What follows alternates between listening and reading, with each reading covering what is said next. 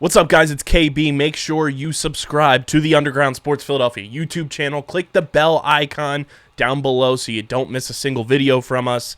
And thanks for tuning in to another video from Underground Sports Philadelphia. Now let's get into it. Philadelphia, baby, you're going to love it. Best sports fans in the world. Actually, the worst, but that's what makes them the best. Welcome back to Top Bins, the show bringing you all the latest news, notes, and fun from around the beautiful game of football, soccer, whatever you like to call it. It is on this show for you. KB, Mark, Harrison, back at it again. We've got a fun show here to break down a lot of things that have gone on since we last recorded. But before we get into the entire mix of things, make sure you guys are following us on the socials. They're scrolling. If you're watching on YouTube, you can see them scrolling on the ticker, but it's at FC Top Bins on Twitter and TikTok, at Top Bins Pod on Instagram and Threads. Subscribe to the pod on Apple and Spotify. Leave those 5-star reviews. It goes a long way for helping this show continue to grow, helps more people find not only Top Bins, but every show on the Underground Sports Philadelphia Podcast Network. And subscribe to the YouTube channel. It's youtube.com/ at Underground Sports Philadelphia. That's where you get full video episodes of this show every week, full video episodes of every show on our network, clips, shorts, live streams, original video content. It is all on our YouTube channel. We're at 1,057 subscribers, which means we're 43 away from our next 100 subscriber milestone. So keep on subscribing. YouTube.com/ at Underground Sports Philadelphia. And this show is powered by our good friends over at Classic Football Shirts. Guys, if you want to make sure that your wardrobe is up to date with the latest and greatest from around the beautiful game, Classic Football Shirts is the place to do it. They've got new capsules dropping every week. They've got weekly deals. They have an entire section dedicated to the back-to-back-to-back promotions for Wrexham on their website right now. Plus, they've got a whole bunch of stuff going on with the Premier League champions. They've got the Copa del Rey champion capsule going on. Plus, their spring sale is still going on for up to 70% off on selected lines. Use our link in the description and shop everything with Classic Football Shirts. Be sure to use that link so they know you're coming from us. And we thank Classic Football Shirts for being a proud partner of Top Bins. What's going on, boys? How we living? It's been a wild week since we last recorded. We have a Premier League champion. Champions League was wild to get underway, and a whole lot more. Wrexham, like I mentioned, has the back-to-back-to-back promotions. But how we doing? Doing great. Good win for Chelsea the most recent week. 1-0 is still a win, even though I wish they had done more, but W is W. The Union are playing well. Things are going well personally, so can't complain. I know we'll get to Champions League, Mark. Not obviously the most ideal result, but still within reach for your boys, I would say. But, it happens. We will start with Premier League action, though, from the weekend. Harrison, as you mentioned, Chelsea won, Everton 0. Congratulations on a win. It feels good. We're still in the hunt for the top four.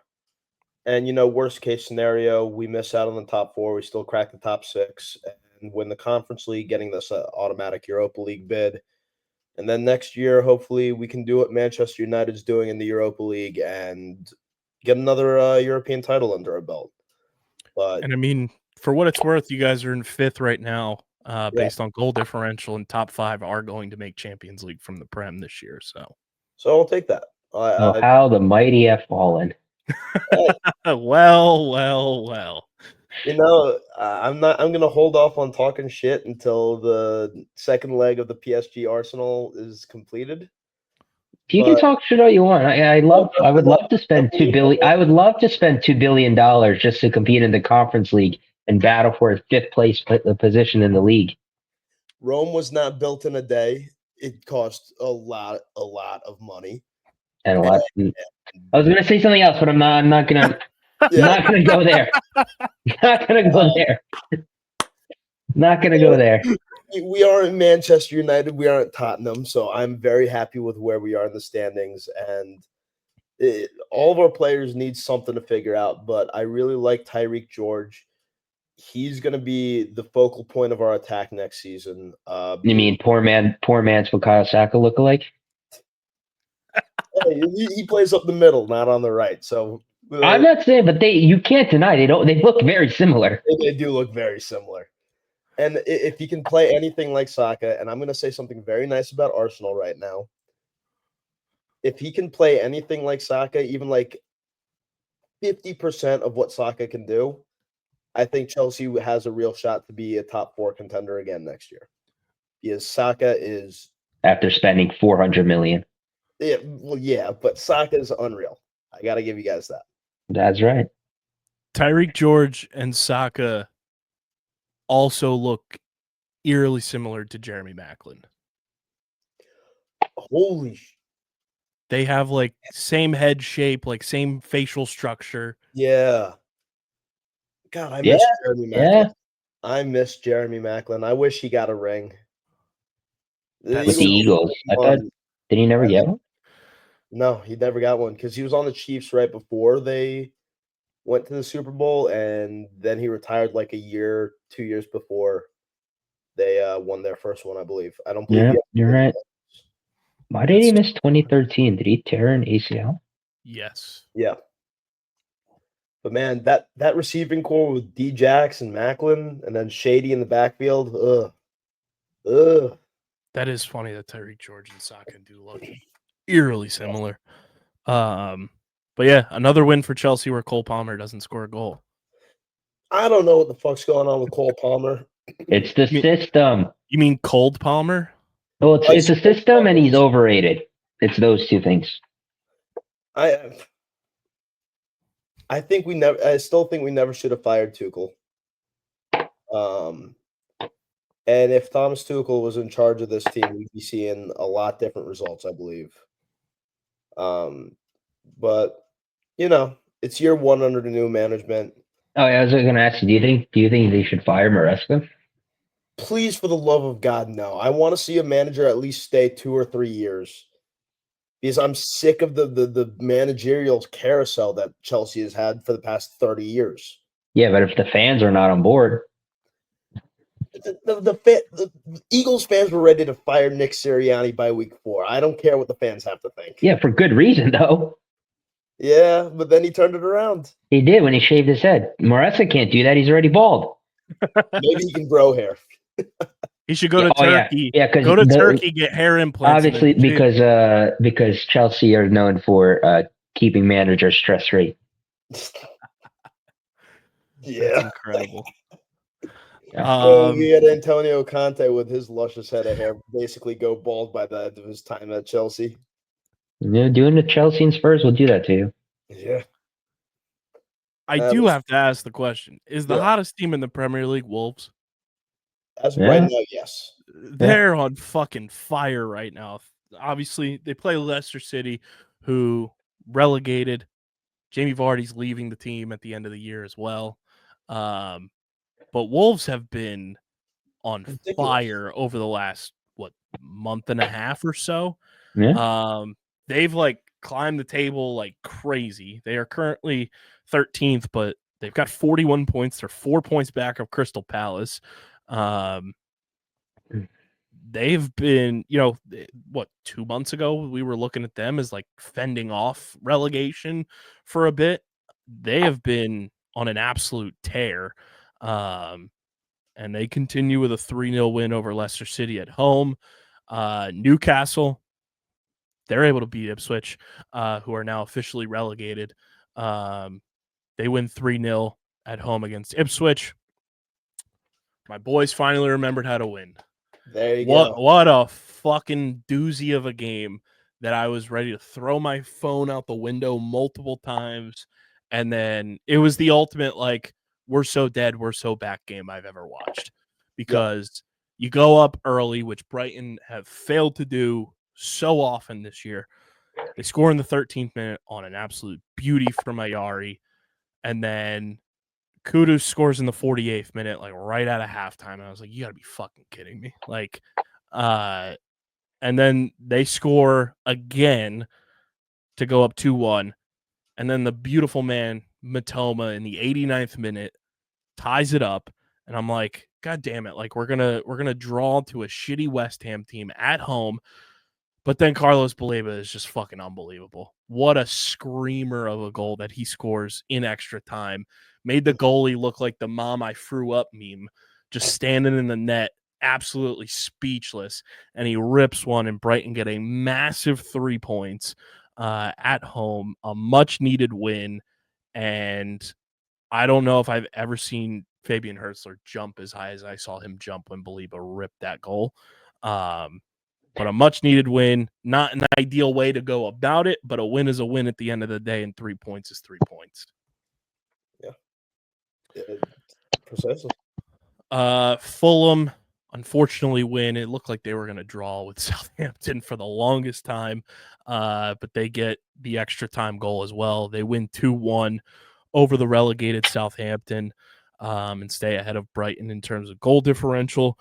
United came through for me, though, and they draw Bournemouth 1-1. Bournemouth catches a red card in this one, too. Evan Nilsson in the 70th minute gets a red card. That was huge for Brighton, obviously, for Bournemouth to just draw with United there. And then on Sunday, Liverpool capture the Premier League title with a 5-1 shellacking of Tottenham. 5 unanswered after Tottenham go up early 1-0.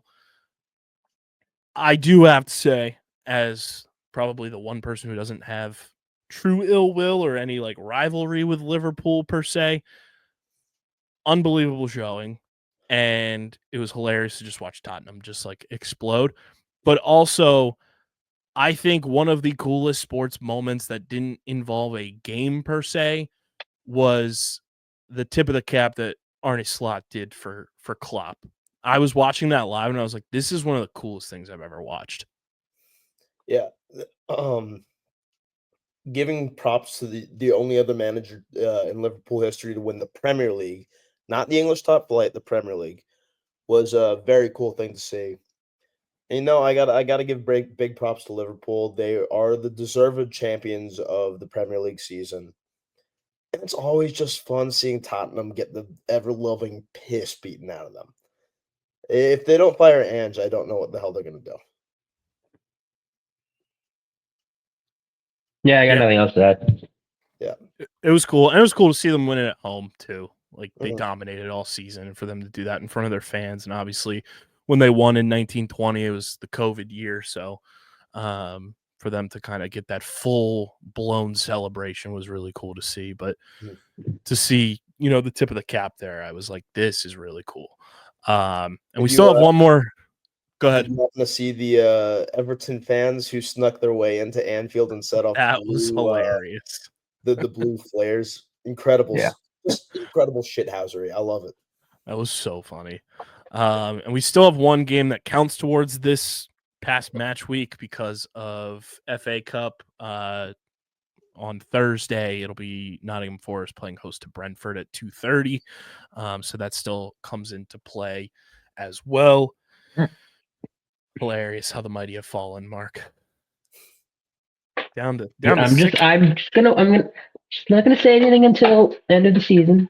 I'm just observing. Just observing. I'm noticing some things. That's all. But the upcoming week as well, we've got Friday footy, the hottest team in the Prem taking on Man City. That would be quite the feat if Wolves are able to keep their form going. Going to Man City to play them 3:00 on Friday. And then on Saturday, the early slate for the East Coast time slot, 7:30 a.m., Fulham at Aston Villa, Southampton at Leicester in a battle of relegated squads at 10 a.m. Game of the season right there. Cannot wait for it. Game of the season. Also at 10 a.m., the relegated Ipswich Town at Everton. Thank God I never have to deal with this club until they eventually somehow make their way back up again. Look at that. Another team that probably is going to beat Ipswich. True. Then at 12:30, Mark, I will be in your corner. Let's go Arsenal. Let's beat Bournemouth. Bournemouth travel to take on Arsenal at 12:30 in the standalone on Saturday. And on Sunday, Newcastle come to the Amex to take on my Brighton boys at 9 a.m. Man United is at Brentford at 9 a.m. on Sunday as well.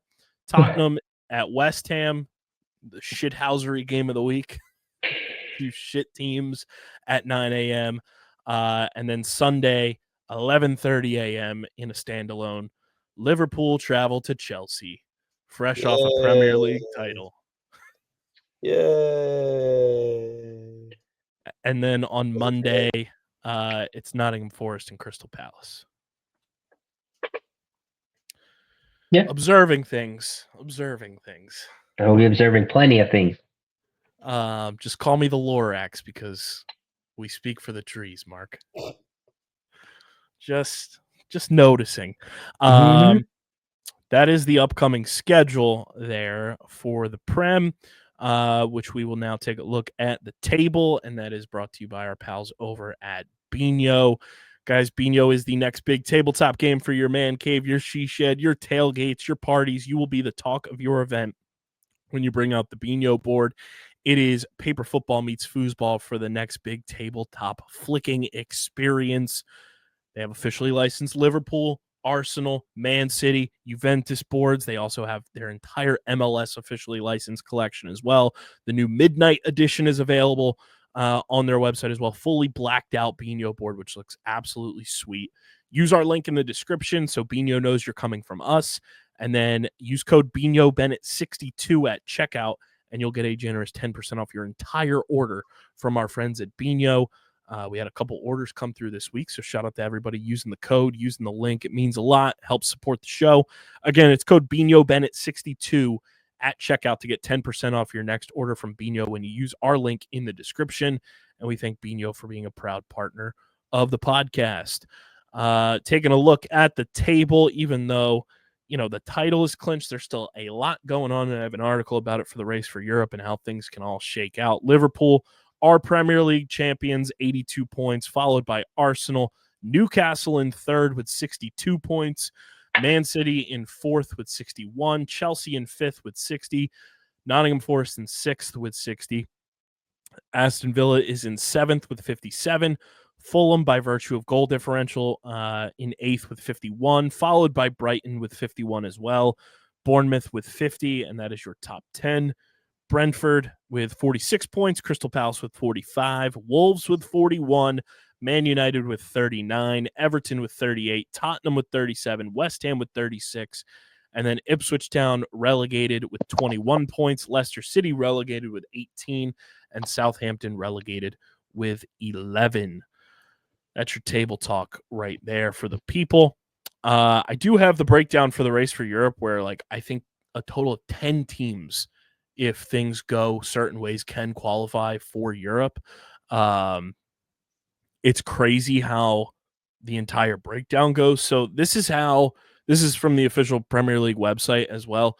How could 10 English teams play in Europe next season? So this is how we could end up with 10 clubs in one scenario. Liverpool, Arsenal, Nottingham Forest, Newcastle, and Man City finish in the top 5 and qualify for the Champions League. That's step 1. Step 2 is Aston Villa or Brighton finish 6th and qualify for the Europa League.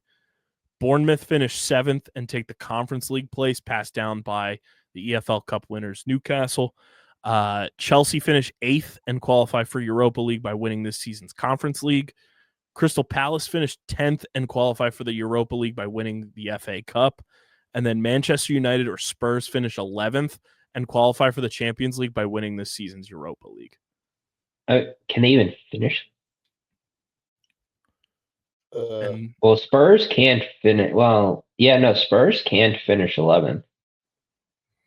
this was published on the 29th. So Oh, wait, no, yes, it can, because it's 12. Yeah, they can still finish 11th. Yeah, sorry. I was looking at 10th. That's the highest they can finish is 11th. Yeah, so it's an improbable outcome, which would mean 6 English clubs play in the Champions League, 3 in Europa League, and 1 in the Conference League. Possible.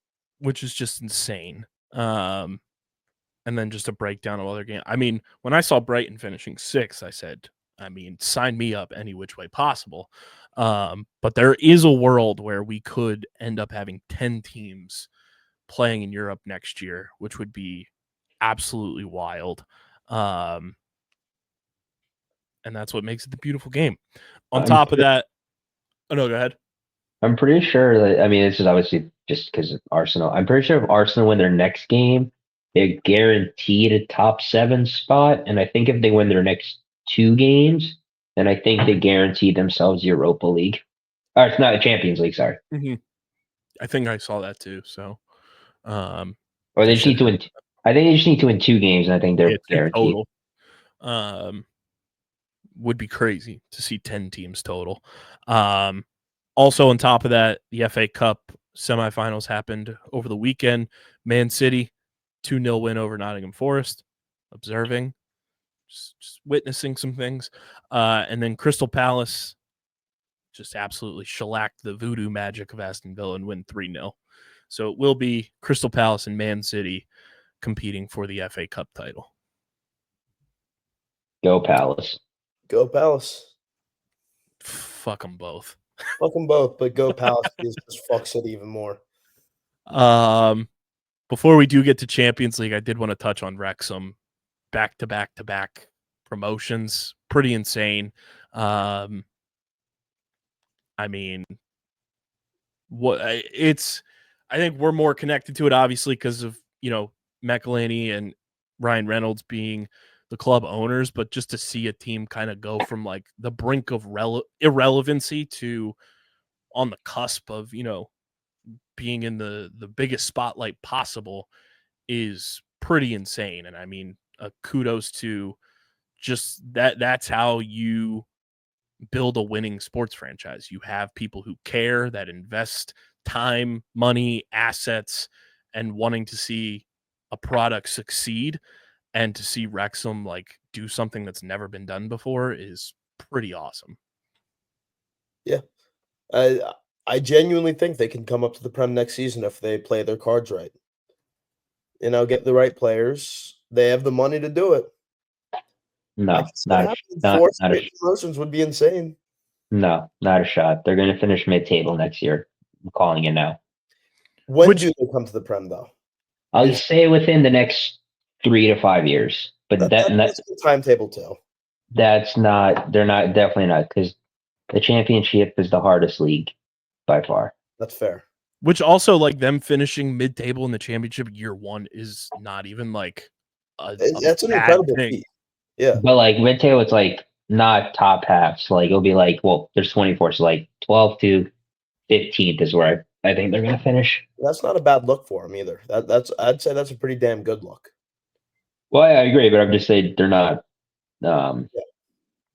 No, I get it. And I think that'll be the first time you see kind of like the larger push of investment from McElhinney and Ryan Reynolds in the club portion of things, not just the sponsorships and stuff like that, which are obviously like a huge portion of that. But I think you'll see like they'll navigate things. And I think over the past couple of years, they've learned as owners of the team, like what works in terms of players, coaching, and everything.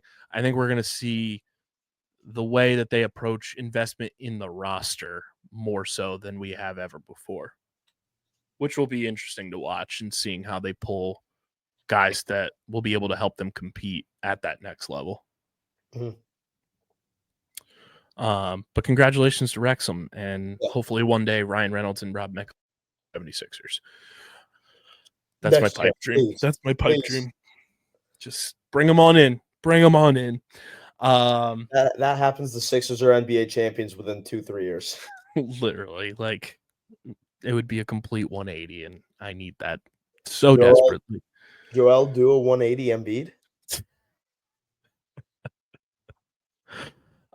Let's shift to the Champions League here to round out the program. It is brought to you by our friends over at Paramount Plus. Guys, don't miss out on a single second of the Champions League, the leg 2 of the semifinals, and obviously the championship on Paramount Plus, CBS Live. It is available to watch. Some crazy games happen in leg 1. You don't want to miss out on any future action. Use our link in the description. Sign up for Paramount Plus for free. And check out all the action going on in the Champions League the rest of the way. Plus, check out all of Paramount Plus's back catalog and incredible content coming out of Paramount Plus on streaming, and catch live sports on CBS Live with Paramount Plus. Sign up today. Get started with Paramount Plus. Mark, the floor is yours. Obviously not the overall result that you want to see in leg one from your boys, a 1-0 loss at home to PSG. But it's not like it's completely over. We've seen Arsenal put together dominant performances in singular legs throughout this year's Champions League. Yeah. So I think worst case scenario is a 1-0 loss in this opening leg. It just sucks, I think, for Arsenal that this was the home game. Yeah, no, it wasn't great. The early goal really killed the atmosphere, I think, initially. And then I think they were all over us for like the first 15, 20 minutes. I keep going back and forth. I do think we got away with one. I think that was a penalty on Timber when Kvaratskhelia got in between all three players. But and then we had those two chances. Donnarumma made a great save. Martinelli made a great one at Trossard. I'm more annoyed at Trossard because if he got on his weaker, like granted he's good on both feet, but like he's a righty naturally. He got on his weaker foot. He needs to get that ball on. He needs a better touch to get the ball on his right foot, and then he has much of a better angle, and then he can curl it around the far post and in. I thought we grew into the game after 20 minutes. And like the second half, they really didn't have anything. They had the crossbar once, but then other than that, a couple chances, but they were offsides. The goal, obviously, we scored a goal, but it was ruled out for offsides. Fuck VAR. But, and I hate to say it, but like, because I hate the player and I want him off my team. But like, this was a game that we really missed Thomas Partey because they forced Rice to be our 6th, and then forced Marino to be in the midfield. And then like their best opportunity in the second half came when Rice drove through the field as an 8. And so next week when he's back, and he's going to be sitting, then Rice can be 8, and then Marino's up top, I think it will help us. I still feel like we can advance. I think we're going to win 2-0 away. And it's like, it's only a goal. You just need one opportunity, and you never know what can happen. Just one opportunity. That's all you need. It's going to be a tough game next week for sure. And then you'll know my reaction if I'm on the podcast next week, or if I've jumped off the roof of my building. Parody. But it was overall a good game. I do think though, like, it shows that we need depth.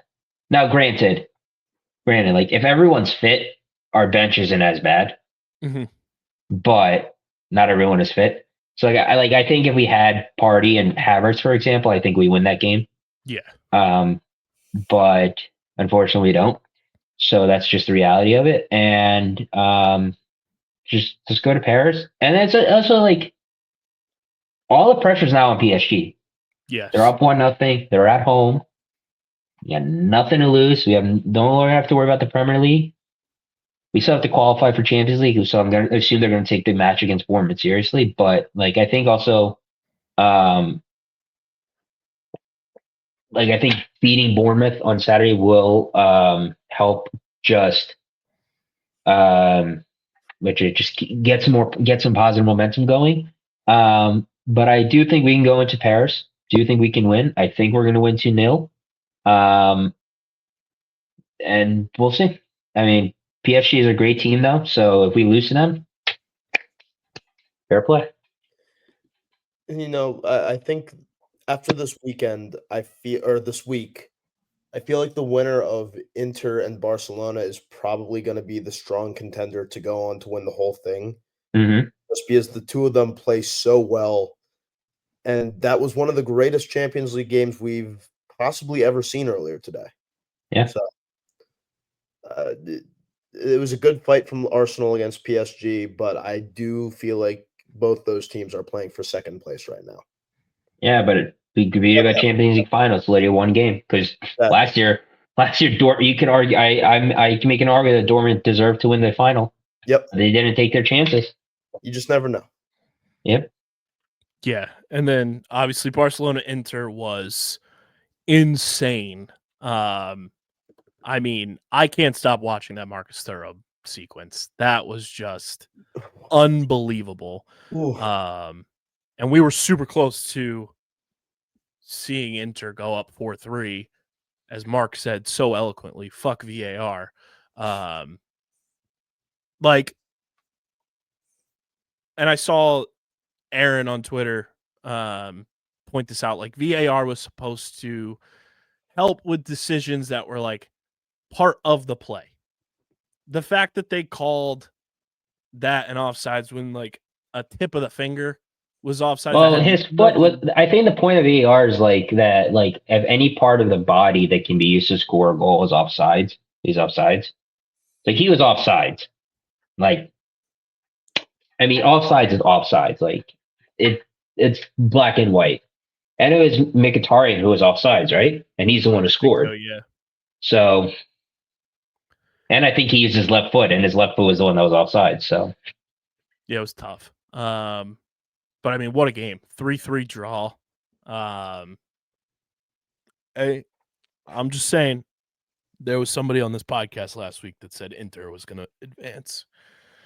I didn't expect 3-3 at all. I didn't expect 3-3 at all, but what a game. Back and forth across the board. And, you know, I mean, in terms of just like statistical team categories, like Barcelona dominated, but Inter made the most of their opportunities. Like they only had 7 shots to Barcelona's 19 and still draw 3-3. And I think we're poised for one hell of a matchup in the second leg for that, you know, draw right there. And that's going on Tuesday, is Barcelona at Inter at 3 p.m. on Tuesday, and then Arsenal at PSG on Wednesday at 3 p.m. as well. It's going to be insane. I think we are poised for absolute peak like performances in this leg 2 between these 4 teams. You know, Absolutely. like God a 3-3 willing. draw and then a 1-0 opening leg. Like, that's just going to be like everything left on the table. Give me a good birthday. Give me a good birthday present, Arsenal, please. I'm very interested to see how Arsenal will bounce back against PSG, especially because the second leg is going to be at the Stade de France or the Parc des Princes, right? Parc des Princes, yeah. Parc des Princes, yeah. And Arsenal have been a pretty good away team this season. Yeah. No. PSG are playing for their first ever Champions League, or at least their first in 30 years, 40. They've never won one. They've won one, yeah. Which I'm still shocked they never won one with the Zlatan and all the players they've had in the past. But we've got 4 very hungry teams in 4 very different situations. Arsenal are looking for their first after only making it, once or twice to the final? Once? Yep. Once in the Champions League, at least. We have European trophies, but no Champions Leagues. Yep. PSG are looking for their first major European title ever. Inter looking to get back to the heights of the early 2010s, 2010 in particular, and looking to avenge their Champions League loss to Man City. Was that 2 years ago now? Mm-hmm. Yep. And then Barcelona looking to prove that they can win a Champions League without Messi. So it's going to be very interesting. It's going to be super fun. I'm excited. But yeah, that's going to do it for this episode. A bit of a shorter episode, but not all that much going on outside of the game action per se. So we'll be back next week. Hopefully Mark is on the show as we hopefully get our picks correct for our Champions League predictions. Happy early birthday, Mark. Thank you. Happy early birthday. Thank you. Make sure you guys are following us on the socials at FC Top Bins, at Top Bins Pod. Subscribe to the pod on Apple and Spotify, and subscribe to the Underground Sports Philadelphia YouTube channel, youtube.com/@Underground Sports Philadelphia. And if you're listening to this, you're in the Philadelphia area, Sunday, May 4th, 4 p.m., Human Robot Schuylkill Banks location. We will have the Underground Circuit podcast watch party for the Miami GP. So if you're in the area, come on out, hang out with Casey and Owen, whole crew. It's going to be a ton of fun. Schuylkill Banks location, Human Robot, 4 p.m., lights out, and away we go. So if you're in the area, come on out, hang out with the crew.